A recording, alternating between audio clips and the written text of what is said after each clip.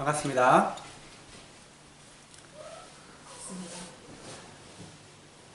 오늘 말씀은 마태복음 13장입니다. 13장이 어마어마하게 깁니다. 왜냐하면 무려 7가지 비유를 말씀하시거든요. 그래서 우리가 이것을 58절까지 있는데 58절까지 다 하진 않겠습니다. 그래서 오늘은 1절부터 23절까지만 그렇게 말씀을 나누도록 할 텐데, 우리 다 같이 한 목소리로 천천히 이 말씀을 생각하면서 묵상하면서 같이 읽어봤으면 좋겠습니다. 시작. 그날 예수께서 집에서 나가사 바닷가에 앉으심에 큰 무리가 그에게로 모여들거늘 예수께서 배에 올라가 앉으시고 온 무리는 해변에 서 있더니 예수께서 비유로 여러 가지를 그들에게 말씀하여 이르시되, 씨를 뿌리는 자가 뿌리러 나가서 뿌릴새 덜어는 길가에 떨어짐에 새들이 와서 먹어버렸고, 덜어는 흙이 얕은 돌밭에 떨어짐에 흙이 깊지 아니하므로 곧 싹이 나오나 해가 돋은 후에 타서 뿌리가 없었으므로 말랐고, 덜어는 가시떨기 위에 떨어짐에 가시가 자라서 기운을 막았고, 덜어는 좋은 땅에 떨어짐에 어떤 것은 100배, 어떤 것은 60배, 어떤 것은 30배의 결실을 하였느니라. 귀 있는 자는 들으라 하시니라. 제자들이 예수께 나와 이르되 어찌하여 그들에게 비유로 말씀하시나이까? 대답하여 이르시되, 천국의 비밀을 아는 것이 너희에게는 허락되었으나 그들에게는 아니 되었나니, 무릇 있는 자는 받아 넉넉하게 되되 없는 자는 있는 것도 빼앗기리라. 그러므로 내가 그들에게 비유로 말하는 것은 그들이 보아도 보지 못하며 들어도 듣지 못하며 깨닫지 못함이니라. 이사야의 예언이 그들에게 이루어졌으니 일렀으되, 너희가 듣기는 들어도 깨닫지 못할 것이요 보기는 보아도 알지 못하리라. 이 백성의 마음이 완악하여져서 그 귀는 듣기도 둔하고 눈은 감았으니, 이는 눈으로 보고 귀로 듣고 마음으로 깨달아 돌이켜 내게 고침을 받을까 두려워함이라 하였느니라. 그러나 너희 눈은 봄으로 너희 귀는 들음으로 복이 있도다. 내가 진실로 너희에게 이르노니, 많은 선지자와 의인이 너희가 보는 것을 보고자 하여도 보지 못하였고, 너희가 듣는 것을 듣고자 하여도 듣지 못하였느니라. 그런즉 씨 뿌리는 비유를 들으라. 아무나 천국 말씀을 듣고 깨닫지 못할 때는 악한 자가 와서 그 마음에 뿌려진 것을 빼앗나니, 이는 곧 길가에 뿌려진 자요 돌밭에 뿌려졌다는 것은 말씀을 듣고 즉시 기쁨으로 받되 그 속에 뿌리가 없어 잠시 견디다가 말씀으로 말미암아 환난이나 박해가 일어날 때에는 곧 넘어지는 자요 가시떨기에 뿌려졌다는 말씀 들으나 세상의 염려와 재물의 유혹에 말씀이 막혀 결실하지 못하는 자요 좋은 땅에 뿌려졌다는 것은 말씀을 듣고 깨닫는 자니 결실하여 어떤 것은 100배, 어떤 것은 60배, 어떤 것은 30배가 되느니라 하시니라. 아멘. 자, 이렇게 마태복음을 우리가 쭉 해나가고 있는데, 요즘에 나오는 성경에 보면은 예수님께서 하시는 말씀에 빨간색으로 그렇게 적혀 있습니다. 그래서 지금 읽었던 말씀이 온통 빨간색인데, 그 말은 전부 다 예수님의 말씀이라는 뜻이죠. 그러니까 우리가 다른 사람들의 다른 성경의 저자가 그렇게 이야기하는 것도 중요하겠지만은 예수님께서 이야기하시는 것이 얼마나 더 중요할까 그런 생각이 됩니다. 그래서 예수님의 말씀으로 우리가 잘 받아 먹기를 축복드립니다. 자, 우리가 13장에 들어가기 앞서서 12장 복습을 한번 해보겠습니다. 12장에는 주로 어떤 내용이 있었냐면, 예수님과 유대 종교 지도자들, 특히 바리새인들과의 그 갈등이 점점 심화되는 것을 보았습니다. 왜냐하면은 율법을 형식적으로만 지키려는 종교 지도자들과 율법의 진정한 의미를 깨우쳐 주시려는 예수님과 이렇게 이 두 세력이 만나서 당연히 갈등이 빚어지는 것입니다. 예수님께서는 이러한 종교 지도자들의 그러한 반대와 핍박에도 불구하고 묵묵하게 자신의 사역을 진행해 나가셨습니다. 그런데 우리가 지난 시간 12장 말씀을 나눌 때 제가 언급하지 않고 나누지 않고 그냥 넘어간 부분이 있었습니다. 그런데 하나님께서 지난 한 주간 이 말씀 저희가 나누지 않고 넘어갔던 그 말씀에 대한 은혜를 특별하게 저에게 주셨습니다. 그래서 그것을 먼저 나누고 13장 말씀을 나누었으면 좋겠습니다. 제가 나누고 싶은 부분은 이사야 선지자가 온유하시고 자신을 드러내지 않으시는 예수님의 모습을 예언한 그 말씀입니다. 본문에 12장 17절에서 21절까지 나와 있는데 저희가 나누고자 하는 그 말씀은 12장 20절의 말씀입니다. 우리 12장 20절의 말씀을 다 같이 한 목소리로 읽어보겠습니다. 시작! 그는 상한 갈대를 꺾지 아니하며 꺼져가는 심지를 끄지 아니하기를 심판하여 이길 때까지 하리니. 자, 이런 말씀이 있었습니다. 예수님이 자신을 드러내지 않고 들레지 않고 길거리에서 목소리가 들리게 하지 않고 그런 분이시며 또한 상한 갈대를 꺾지 않고 꺼져가는 심지를 끄지 않으시기를 심판하여 이길 때까지, 이 세상이 끝날 때까지 그렇게 하신다. 예수님이 그런 분이시다. 이러한 예언을 이사야가 했는데 이 말씀을 이루셨다. 이렇게 마태복음 앞에서 말씀을 했습니다. 근데 이 말씀은 우리가 너무나도 많이 듣고 그리고 좀 전에 우리가 찬양 들었던 것처럼 찬양에도 나오기 때문에 잘 알고 있는 말씀입니다. 상한 갈대를 꺾지 않으시고 꺼져가는 심지를 끄지 아니하시는 그 예수님. 저도 이 말씀을 많이 들었기 때문에 이 말씀의 의미는 대충은 알고 있었지만은 이 말씀이 마음에 깊이 와닿았던 적은 별로 없었습니다. 그런데 제가 지난주에 가드닝을 하면서 그리고 어떤 영화 한 편을 보면서 이 말씀을 깊이 깨닫게 해주시고 그리고 은혜를 주셨습니다. 저희 집에 베란다에 보면은 화분이 몇 개가 있습니다. 얼마 전에 한 화분에 깻잎을 심었는데 그것이 잘 자라지 못했습니다. 그냥 조금 자라다가 그 꽃이 피고 그 열매가 맺히면 끝나거든요, 깻잎은. 그래서 얼마 자라지 못해서 다행히 얘가 열매를 맺어가지고 그 열매를 땅에 떨어뜨려 놓은 거예요. 그래서 어쨌든 이 깻잎은 죽었으니까 그걸 뽑아내고 그 흙을 다른 화분에 흙이 좀 부족한 화분에다가 넣었는데 그 화분에는 꽃나무가 자라고 있었습니다. 근데 그 꽃나무를 잘 보살피다 보니까 그 흙에, 예전 흙에 떨어져 있던 이 깻잎 씨앗이 잘 발화가 돼가지고 자라고 있는 거예요. 그리고 뿐만 아니라 그리고 이 꽃나무도 잘 자라가지고 그곳에서 이제 씨앗이 막 떨어져 나와가지고 밑에 보니까 꽃나무 새끼들이 어린 새싹들이 막 자라나고 있는 거예요. 그러니까 한 화분에 꽃나무도 있는데 깻잎도 자라고 있고 그리고 그 꽃나무의 그 새싹들도 막 자라고 있는 거예요. 그러니까 제가 시간이 나면은 저걸 어떻게 정리를 해줘야 되겠다. 너무나 좁으니까 저것들이 어린 것들이 잘 자랄 수 있도록 이렇게 분갈이를 해줘야 되겠다 생각을 했는데 지난주 월요일 날 마침 여유가 돼가지고 제가 그 일을 하게 됐습니다. 근데 분갈이를 다 해보셨죠? 분갈이를 할 때 어떻게 하죠?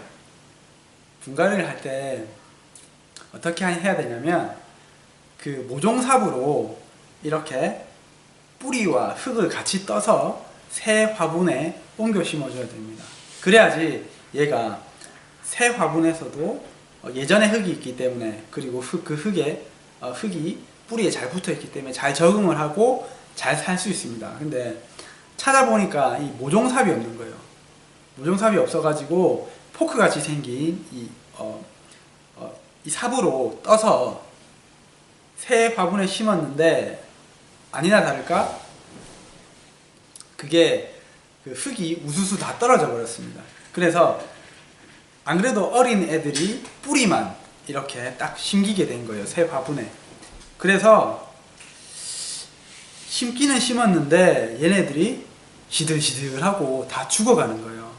그래서 좀 마음이 아팠는데 제가 그때 들었던 마음이 이 시들어가는 얘네들 거의 대부분 다 시들어 죽어가고 있었거든요. 얘네들은 다 그냥 버리고 좀 그나마 살만한 건강한 애들만 남겨서 키울까 하는 생각이 들었습니다. 그런데 또 다른 한 생각은 그래도 얘네들을 죽이지 말고 다 키워보자, 어떻게 될지 모르니까 이러한 마음이 들었습니다. 그래서 결국에는 제가 걔네들을 다 심어주고 그리고 좀 많이 자랐는데 힘이 없어서 쓰러지는 애들은 나무젓가락을 꽂아서 받쳐주고 흙을 단단하게 이렇게 덮어주었습니다. 그러니까 나중에 저녁이 되니까 물을 흠뻑 먹고 얘네들이 조금씩 생기를 되찾아가는 거예요. 그리고 다음날이 되니까 대부분 건강하게 딱 서 있었습니다. 제가 이것을 지켜보면서 참 보잘것없는 것들이지만은 이것을 통해서 이 아이들이 살아나는 것을 통해서 제 안에 기쁨과 그리고 감동이 일어나는 것을 느꼈습니다. 그러면서 우리가 방금 읽었던 이 말씀이 생각이 났습니다. 그리고 은혜가 임했습니다. 상한 갈대를 꺾지 않으시고 꺼져가는 등불을 끄지 아니하시는 그러한 예수님. 이미 죽어가는 상한 갈대에 사실 이 상한 갈대는 아무도 관심을 가지지 않습니다. 그리고 지나가다가 그냥 무심코 그냥 꺾어버리는 그러한 상한 갈대입니다. 그렇지만 예수님께서는 이 상한 갈대도 꺾지 않으시고 거기에 관심을 두십니다. 이 상한 갈대가 다시 살아날 수 있는 희망을 버리지 않고 거기에 거름을 주시고 물을 주시는 거죠. 예수님께서 이런 비유를 말씀하시잖아요. 어떤 농부가 나무를 심었습니다. 이게 과실나무인데 그 나무가 3년이 지나고 4년이 지나도 열매를 맺지 않자 그 농장 주인이 이렇게 얘기합니다. 저 열매도 못 맺는 저 나무 찍어서 버리라. 땅만 버린다. 그런데 그 농부가 뭐라 하냐면 주인님 참으시고 1년만 더 저에게 기회를 주십시오. 제가 이 나무의 주변을 두루 파고 그리고 물을 주고 거름을 주어서 내년에는 꼭 열매가 맺히도록 그렇게 한번 노력해 보겠습니다. 이 비유는 예수님과 그리고 그 나무는 우리입니다. 예수님께서 농부가 되시는 것입니다. 우리가 삶에 열매를 맺도록 하나님의 은혜를 계속 포기하지 않고 주시는 그 예수님의 모습을 비유한 것입니다. 이 말씀에 나오는 이 상한 갈대는 저와 여러분입니다. 제가 예수님을 떠나서 하나님의 생명을 잃고 죽어갈 때가 있었습니다. 그때 예수님께서는 포기하지 않으시고 끊임없이 하나님의 은혜를 저에게 주셨습니다. 여러 사람들을 보내시고 그리고 하나님의 말씀 듣게 하시고 또 다른 것들을 통해서 하나님께서 끊임없이 저에게 은혜를 주셔서 제가 그 잃어가던 생명을 다시 되찾게 되었습니다. 그리고 지금까지 이렇게 신앙생활을 할 수 있게 되었습니다. 저만 이런 경험이 있는 것이 아니라 제 생각에는 여기 계신 분들 그리고 이 말씀을 들으시는 대부분의 사람들이 그러한 정말 상한 갈대였고 꺼져가는 그러한 등불이었던 것을 알고 있습니다.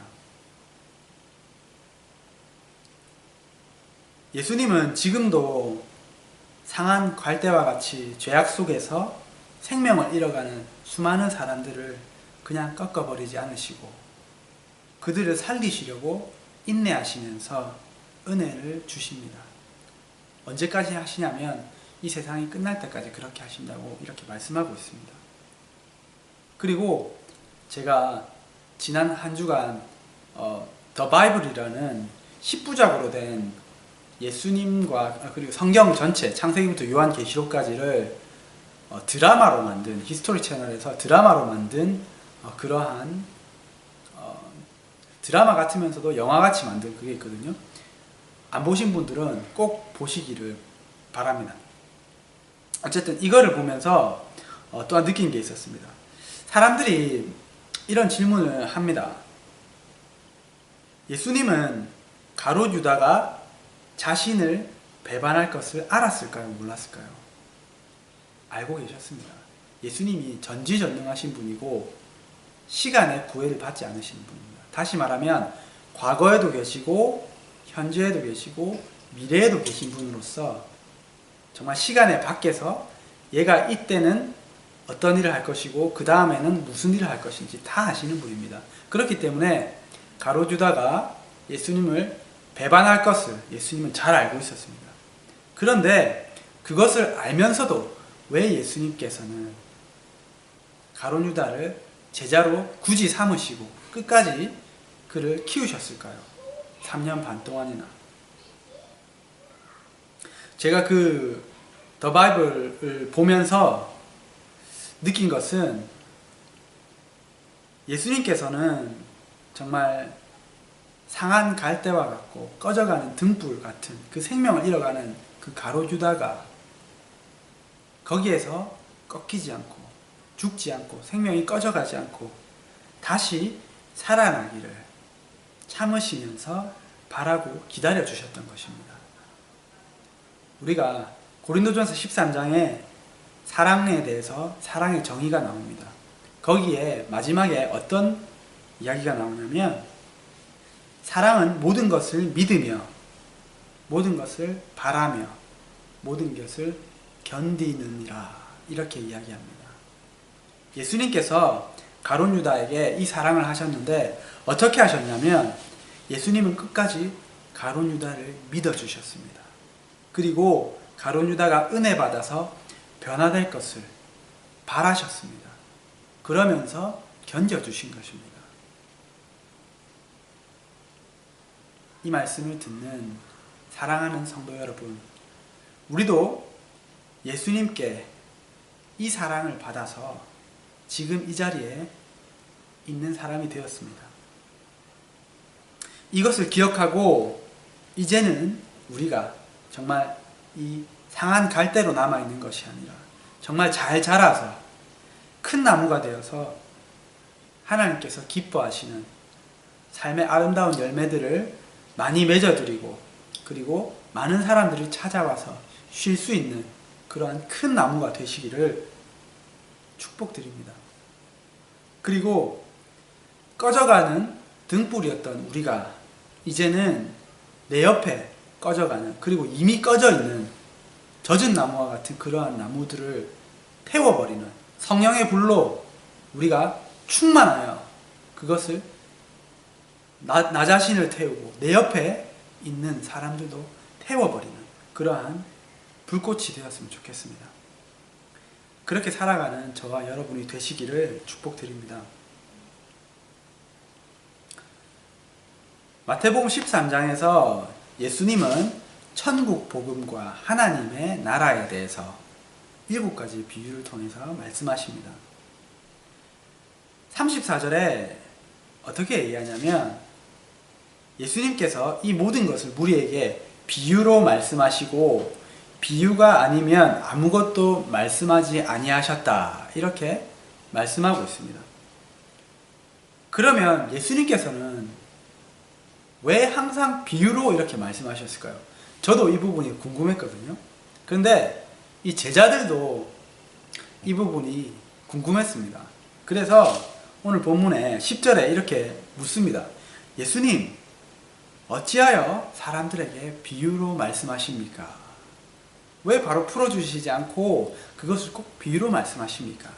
이렇게 말씀하시는데, 이렇게 질문을 하는데, 이 질문에 대해서 예수님께서 답을 해주십니다. 뭐라고 답을 해주시냐면 11절에서 15절이 그 답입니다. 예수님의 답입니다. 그것을 우리가 한 목소리로 다 같이 13장 11절에서 15절을 읽어보도록 하겠습니다. 13장 11절에서 15절을 시작. 천국의 비밀을 아는 것이 너희에게는 허락되었으나 그들에게는 아니 되었나니 무릇 있는 자는 받아 넉넉하게 되되 없는 자는 그 있는 것도 빼앗기리라. 그러므로 내가 그들에게 비유로 말하는 것은 그들이 보아도 보지 못하고 들어도 듣지 못하며 깨닫지 못함이니라. 이사야의 예언에 그들에게 이루어졌으니 일렀으되 너희가 듣기는 들어도 깨닫지 못할 것이요 보기는 보아도 알지 못하리라. 이 백성들의 마음이 완악하여져서 그 귀는 듣기에 둔하고 눈은 감았으니 이는 눈으로 보고 귀로 듣고 마음으로 깨달아 내게 돌이켜 내게 고침을 받을까 두려워함이라 하였느니라. 예수님의 이 대답을 보면 천국 복음과 하나님의 말씀은 그 말씀의 가치를 알고 그 말씀을 들으려고 애쓰는 자들, 즉 마음에 하나님의 말씀, 그 천국 복음을 받아들일 준비가 되어 있는 사람들에게는 성령님께서 감동 감화하셔서 그 말씀을 열어주시고 깨닫게 해주시고, 반면에 그 말씀에 대한 소중함이 없이, 갈급함이 없이 오히려 그 말씀을 듣기 싫어하고 거부하는 사람들에게는 그 말씀이 닫혀서 그 말씀을 이해하지 못하게 된다는 것입니다. 그렇기 때문에 예수님 당시에 수많은 서기관들과 바리새인들, 유대 종교 지도자들은 정말 성경 박사였지만은, 너무나도 성경을 많이 읽고 알았지만은 그 말씀의 진정한 의미를 깨닫지 못했습니다. 그리고 그 말씀이 가리키는 분 예수 그리스도를 발견하지 못했습니다. 저도 정말 예수님의 이 하나님의 말씀, 이 성경 말씀에 대한 굉장히 갈급함과 그리고 이 말씀을 은혜롭게 받아들였던 그런 경험이 있습니다. 제가 호주에 와서 하나님의 은혜와 섭리로 저희 은사 목사님을 만났습니다. 그리고 그 목사님을 통해서 제가 성경 공부를 하게 됐는데, 그리고 매주 이 말씀을 듣게 됐는데, 우리가 하는 것처럼 이렇게 강해 설교를 항상 하셨거든요. 한 장 한 장. 성경 공부가 곧 예배였습니다. 예배가 성경 공부였고요. 어쨌든 그렇게 하나님의 말씀을 배우고 들을 때마다 그 말씀이 너무나도 정말 꿀송이처럼 달고 너무 재밌는 거예요. 그리고 그것에서 발견하는 그 하나님의 은혜가 너무나 컸습니다. 그렇기 때문에 하나님의 말씀을 들으러 가는 그 발걸음이 정말 설레었습니다. 제가 모태신앙이었기 때문에 익히 잘 알고 있었던 그 말씀들이 정말 열리면서 예전에는 발견하지 못했던 그러한 숨은 보화들을 발견하는 그런 느낌이었습니다. 그리고 제가 신학교를 다닐 때 특별히 성경 과목을 배울 때 저희 교수님에게 그 말씀을 들을 때 똑같은 설렘과 기대가 있었습니다. 제가 이런 마음을 가지고 있을 때는 말씀이 열리고 은혜가 강물처럼 그렇게 임하는 것을 느꼈습니다. 왜냐하면 성령께서 제 마음을 아시고 그렇게 역사하신 것이죠.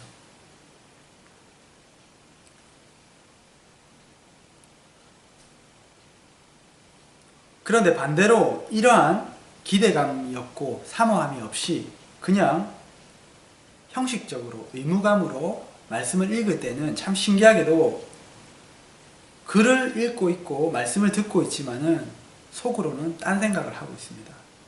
아니면은 표면적으로만 그 말씀이 다가와서 그 말씀의 진정한 의미가 내 마음에 와서 박히지 않았습니다. 천국 복음과 하나님의 말씀은 이렇게 사모하는 자들에게 발견될 수 있도록 숨겨져 있습니다. 그래서 이러한 사모함을 가지고 찾으려고 애쓰는 사람들에게만 발견이 됩니다. 여러분들에게 자신을 스스로 점검해 볼 수 있도록 이렇게 한번 묻고 싶습니다. 여러분들에게는 이러한 하나님의 말씀에 대한, 하나님의 말씀을 듣고 읽고 묵상하는 것에 대한 이러한 사모함이 있습니까? 이러한 기대와 설렘이 있습니까? 만약 여러분에게 그러한 마음이 없다면 하나님의 말씀을 사모하지 못했고, 그리고 귀중하게 여기지 못했던 그 마음을 회개하시기 바랍니다.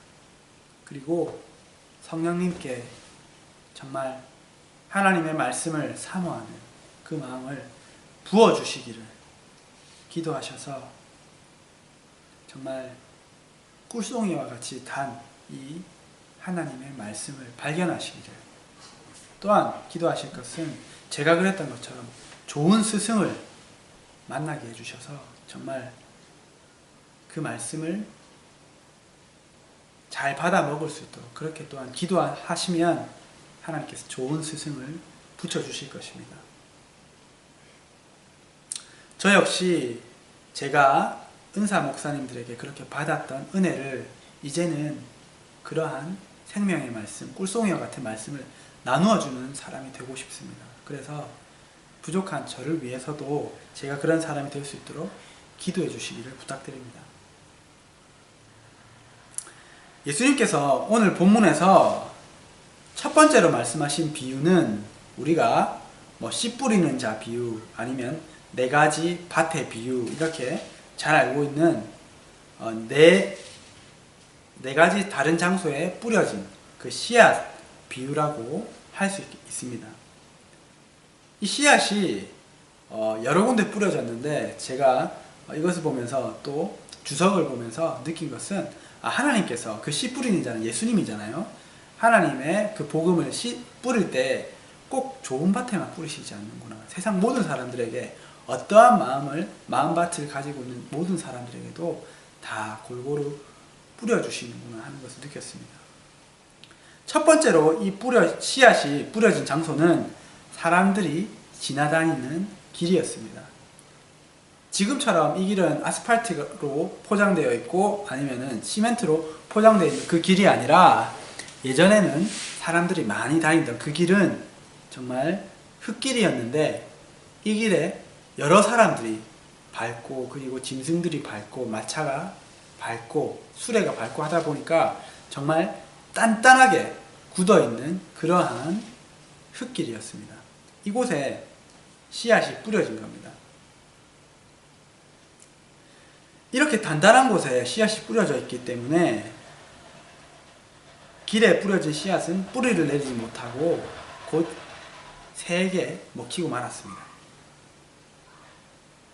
이 비유는 복음을 들었을 때 단단하게 굳은 마음, 그렇게 길처럼 단단하게 굳은 마음으로 인해서 그 말씀을 받아들이지 못하고 있다가 결국 사탄이 그 말씀을 취해가 버리는 그러한 것을 의미합니다. 우리가 복음을 전할 때 이런 사람들을 만납니다. 정말 그 마음이 너무나도 단단하고 완고해서 씨도 안 먹히는, 그리고 오히려 반감을 품고 튕겨나가 버리는 그러한 사람들을 만납니다. 이렇게 땅이 굳어 있으면 어떻게 해야 됩니까? 어떻게 해야지 이 굳은 땅, 이 길가 밭과 같이 굳은 이 땅을, 이런 땅을 가진, 땅의 마음을 가진 사람들의 마음을 부드럽게 할 수 있겠습니까? 우리가 농사를 지을 때 무엇부터 시작하죠? 밭갈이부터 시작합니다. 쟁기로 그 밭을 갑니다. 그 작업이 필요한 것입니다. 영어 표현에 이러한 표현이 있습니다. ground breaking. 땅이 부서지는 겁니다. 정말 땅이 부서져야 되는 겁니다. 말 그대로. 그런데 우리는 너무나도 강하고 완고한 이러한 우리는 어떨 때에 땅이 부서지냐면, 내 마음이 부서지냐면, 보통 인생의 큰 시련이나 고난이 찾아올 때 내 마음이 부서집니다. 건강이 무너진다든지 아니면 큰 실패를 경험한다든지 이러한 일을 통해서 내 단단한, 그렇게 밟히고 밟혀서 단단해진 그 자아가 비로소 깨지고 뒤엎어지고 부드러워지고 겸손해지는 것입니다. 그렇기 때문에 저는 이러한 시련이 저주가 아니라 축복이라고 말씀드리고 싶습니다.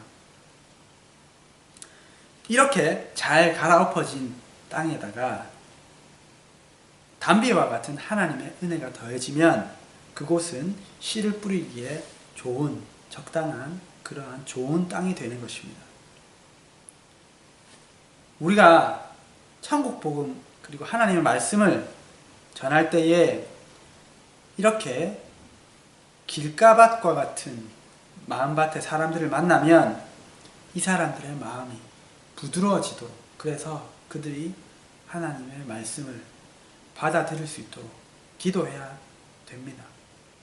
그리고 그와 더불어 해야 할 것은 그들의 마음밭이 촉촉하게 젖을 수 있도록 하나님의 은혜와 사랑을 우리가 그들에게 뿌려줘야 됩니다. 또한 혹시 내가 하나님의 말씀을 들을 때 이런 사람이 아닌가, 이런 마음밭을 가지고 있는 사람이 아닌가를 돌아보아야 될 것입니다. 마음이 너무나도 완고하고 단단해서 하나님의 말씀이 들어가지 않는, 그리고 하나님의 말씀이 그냥 표면에 있다가 사탄이 낚아채 가버리는 그러한 사람이 아닌지, 만약 내 안에 무뎌지고 단단한 마음이 있다면 하나님 앞에 회개하시고 그리고 부드러운 마음을 달라고 그렇게 기도해야 할 것입니다. 성경 말씀에 묵은 땅을 기경하라는 말씀이 있습니다. 정말 내 안에 있는 묵은 마음밭을 기경하는 그 일부터 시작하시기를 축복드립니다. 그리고 내 안에 굳은 마음을 제거하시고 살같은 부드러운 마음을 달라고 그러한 말씀이 있죠. 이렇게 기도하시기를 바랍니다. 두 번째로 씨앗이 뿌려진 장소는 돌밭입니다. 이 돌밭은 얇게나마 흙이 있어서 씨앗이 싹을 틔웁니다. 그런데 그 밑에 깔려있는 돌 때문에 뿌리를 내리지 못하고 햇빛이 쬐 때 곧 말라버리고 말았습니다. 이 돌밭의 마음을 가진 사람은 복음을 들었을 때는 기쁘게 받습니다. 그런데 감정이 식고 복음으로 인해서 손해를 봐야 하거나 어려움이 닥치거나 아니면은 환난을 겪게 될 때 곧 그 말씀을 떠나버리는 그러한 사람들입니다. 이 사람들은 적어도 길에 뿌려진 씨앗보다는 더 괜찮은 사람들이라고, 더 괜찮은 마음밭을 가진 사람들이라고 보여집니다. 왜냐하면 이 사람들은 천국 복음을 들었을 때 그 말씀을 기쁨으로 받기 때문입니다. 오늘 본문에 보면 그들은 기쁨으로 받아 싹을 틔운다고 나와 있습니다. 그들이 이 말씀을 기쁨으로 받는 이유가 무엇이겠습니까? 왜냐하면 이 하나님의 말씀이, 이 천국 복음이 진리인 것을 깨달았다는 것입니다. 그렇기 때문에 기쁨으로 받은 것입니다. 그런데 이 진리의 말씀대로 살려고 하다 보니까 지금까지 내가 살아온 방식, 세상 방식과는 너무나 다르고, 그리고 포기하고 손해봐야 될 것도 너무 많고, 그리고 주변에 믿지 않는 자들로부터 핍박이 오고 환난이 오고, 그렇기 때문에 이것이 진리인 것을 알매도 불구하고 떠나가는 것입니다. 흥미로운 것은 이 말씀에 의하면 이 싹은 햇빛에 의해서 말라버렸습니다. 해가 뜨자 말라버렸습니다. 햇빛은 식물이 자라는데 꼭 필요한 것입니다. 그리고 이 햇빛은 하나님의 말씀과 하나님의 은혜라고 비교할 수 있을 것입니다. 하나님의 은혜가 비추고 하나님의 진리의 말씀이 선포될 때 그 말씀대로 살지 않으니 그 마음이 찔리고 불편해서 떠나가 버리는 것입니다. 그래서 이 하나님의 은혜와 빛이 이 사람들에게는 오히려 해가 되는 것입니다.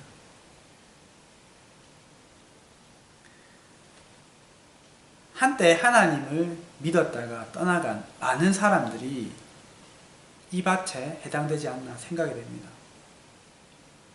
한때 복음의 진리를 발견하고 하나님을 잠시 믿었지만은 그 믿음으로 인해서 고난이 있는 것을 발견하고 곧 떠나버리는 그런 사람들입니다. 우리는 이런 사람들을 볼 때 우리 주변에 그렇게 진리를 발견하고 떠나가 버린 그 사람들, 수많은 그 사람들의 영혼을 위해서 기도해야 되는데, 그 마음에 돌들이 제거되어서 그 마음에 이기심과 완악함과 이러한 돌들이 제거되어서 믿음이 뿌리 내릴 수 있도록 기도하고 그들이 다시 믿음으로 돌아올 수 있도록 그렇게 기도해주고 도와줘야 될 것입니다. 만약 내가 이러한 마음밭을 가진 사람이라면 정말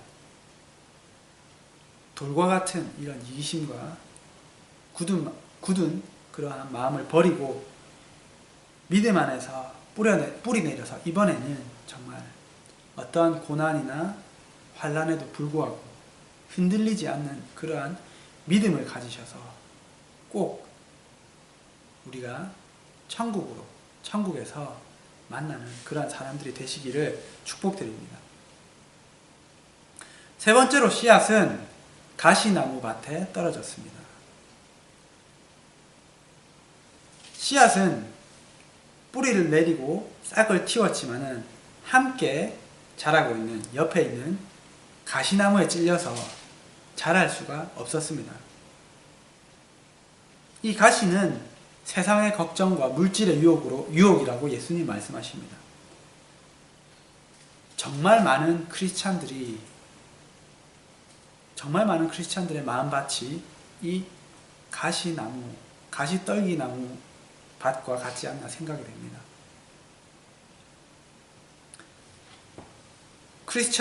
크리스찬이라는 말은 무슨 말입니까? 그리스도의 사람들이라는 뜻입니다. 이 그리스도의 사람들이, 예수님의 사람들이 이 세상의 성공과 재물을 포기하지 못하고 예수님을 올바로 따르는 참 제자가 되지 못하는 삶을 살고 있습니다. 그리고 세상적인 걱정과 근심 걱정으로 여기 보면 기운을 막아 제대로 자라지 못하게 되었다 이렇게 얘기하는데, 정말 그 세상의 근심과 걱정과 그러한 것들로 인해서 정말 기운이 막혀서 더 이상 자라지 못하는 것입니다. 그곳에만 항상 정체하는 그러한 신앙인 되고 마는 것입니다. 우리가 세상을 살다 보면 이렇게 밤잠을 설치게 하는 그러한 근심과 걱정들이 찾아옵니다. 그것이 돈 문제가 될 수도 있고 인간관계 문제가 될 수도 있습니다. 예수님께서 이것을 우리에게 말씀해 주시는 것은 우리가 그 염려와 근심 걱정으로 인해서 기운이 막혀서 자라지 못하는 것이 아니라 그 가시나무를 담대하게 베어내고 더 크게 자랄 것을 그렇게 말씀해 주시는 것으로 느껴집니다. 정말 이 말씀을 듣는 저와 여러분은 세상의 근심 걱정에 그런 가시나무가 내 위에 덮어올 때 그것을 담대하게 잘라버리고 뿌리까지 뽑아내서 잘 자라고, 그리고 세상의 물질적인 욕심이 나에게 찾아올 때 모든 것은 선택입니다. 우선순위입니다. 세상의 물질의 욕심을 버리고 예수님을 따라가는 그런 것을 선택함으로 그 가시나무를 담대하게 잘라내므로 주님의 길을 따르는 그러한 사람들이 되시기를, 저와 여러분이 되시기를 축복드립니다. 마지막으로 씨앗은 좋은 땅에 떨어졌습니다. 이 땅은 부드럽고 돌도 가시나무도 없었습니다. 그래서 이러한 마음밭을 가진 사람들은 하나님의 말씀을 듣고 결실해서 30배 또는 60배 또는 100배의 결실을 맺었습니다. 우리 모두가 이러한 마음밭을 가지고 태어났으면 좋겠습니다. 그런데 그것이 참 쉽지는 않습니다. 왜냐하면 우리는 돌이 너무나도 많고 그리고 딱딱하게 굳어있고 가시나무도 많은 그러한 세상에 살고 있기 때문입니다. 그렇기 때문에 우리는 굳은 마음을 갈아엎고 그리고 돌을 제거하고 가시나무를 제거하는 그러한 작업이 필요합니다. 그 농사를 누가 짓냐면 내 안에 계신 예수님께서 지으십니다. 예수님께서 자식 농사를 내 안에서 짓고 계신 것이요. 예수님과 함께 굳은 마음을 갈아엎는 이 작업, 돌을 제거하는 이 작업, 가시나무를 제거하는 이 작업을 잘 마치셔서 정말 좋은 밭이 되셔서 우리 인생에서 30배, 60배, 100배의 결실을 맺고 우리가 천국에서는 우리가 이스라엘에 7대 절기가 있는데 그 절기 중에서 마지막 절기는 장막절, 초막절입니다. 이것은 천국을 의미하는데 그곳에서 무엇을 하냐면 우리가 맺은 한 해 동안 수확한 많은 열매를 걸어놓고 기뻐하면서 즐거워하는 날입니다. 우리가 천국에서 우리가 하나님 앞에 맺어드린 이 많은 열매로 인해서 기뻐하며 즐거워하는 그날이 오기를 소망하면서 농사를 잘 지어서 좋은 밭이 되어서 이러한 많은 열매를 맺는 저와 여러분이 되시기를 축복드립니다. 우리 이렇게 살 수 있기 위해서 기도하시고 말씀을 맺겠습니다.